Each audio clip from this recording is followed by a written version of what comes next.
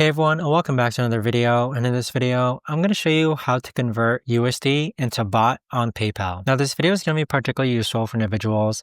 Let's say that you're doing contracted work and you got paid in USD, but you need to convert that into Baht so that you can transfer it to your bank. How do you actually go ahead about doing so? Now this video is going to be short, sweet, and simple, guys. There's not going to be a lot of steps involved.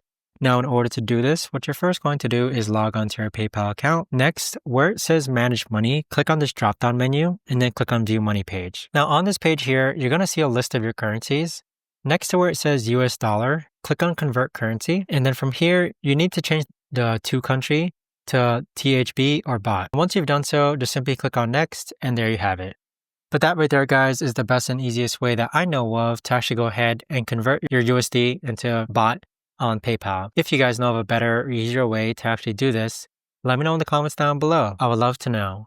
Thanks so much for watching, everyone, and I'll see you guys all in the next video.